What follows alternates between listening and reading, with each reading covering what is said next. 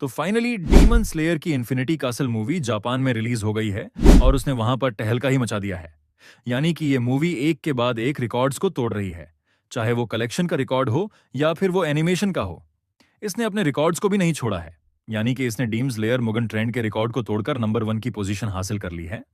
Mugen trend movie ने first day में collection किया था 1.3 अरब यन का, और इस मूवी ने किया है 1.8 अरब यन का।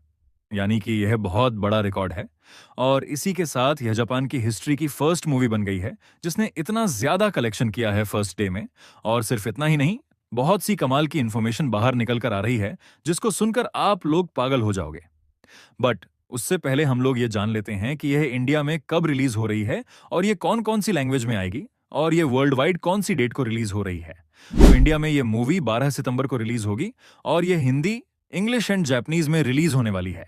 यानी कि हिंदी डब फैंस को भी अब कोई प्रॉब्लम नहीं होगी, वो भी इस मूवी को थिएटर्स में एक्सपीरियंस करने जा सकती है। और वर्ल्ड वाइड रिलीज डेट आपको स्क्रीन पर शो हो रही होगी। आप लोग अपनी कंट्री के हिसाब से रिलीज डेट देख लेना एंड थिएटर्स में इस मूवी को जरूर देखना। तो डीमन स्लेयर की इन्फिनिटी कासल मूवी से रिलेटेड काफी कमाल की बातें बाहर निकल कर आ रही है, जिसको जानना आप सभी लोगों के लिए काफी जरूरी है। जैसे कि इस मूवी को बनाने में लगभग 3 साल का समय लगा है।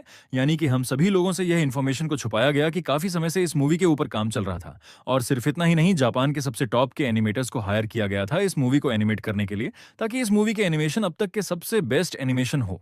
इसी वजह से स्टूडियो गिबली के सबसे कमाल के एनिमेटर हैं जिनका नाम है सिया ओहिरा। हम सभी लोग इनके काम से वाकिफ हैं।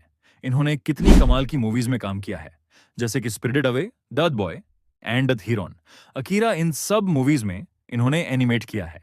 यानी कि इनको अपने आइकॉनिक काम के लिए जाना जाता है, और इन्होंने भी demon slayer infinity castle movie में एनिमेट किया है।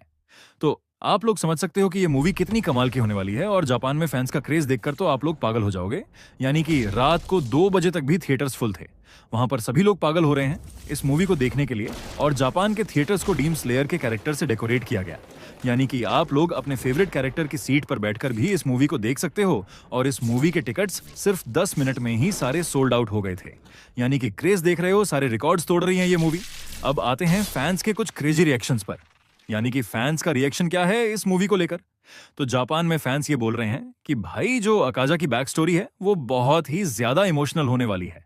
काफी लोग उसकी स्टोरी को देखकर रो रहे हैं थिएटर्स में, इसीलिए वह सब भी रिकमेंड कर रहे हैं कि भाई इसको आईमैक्स में ही जाकर देखना। और सभी फैंस बार बार यही बोल रहे हैं कि भाई इसके एनिमेशन अब तक के सबसे बेस्ट एनिमेशन है।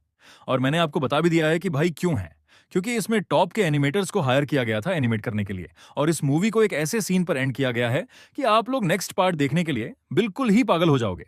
यानी कि आप लोगों से वेट नहीं होगा। और इसीलिए मैं आपको बताना चाहता हूं कि जो बाकी की मूवी है वो भी अनाउंस हो गई है कि वो कब आने वाली है। यानी कि इसकी सेकंड मूवी आने वाली है 2027 में, और इसकी जो लास्ट मूवी है वो आने वाली है 2029। तो बाय द वे, आज का वीडियो बस इतना ही था। जो भी कमाल की इंफॉर्मेशन बाहर आएगी उसके ऊपर मैं वीडियो बनाकर आपको बता दूंगा। यानी कि चैनल को सब्सक्राइब जरूर कर देना, ताकि आप लोग ऐसे ही इंफॉर्मेशन से अपडेटेड रहो। तो thanks for watching this video.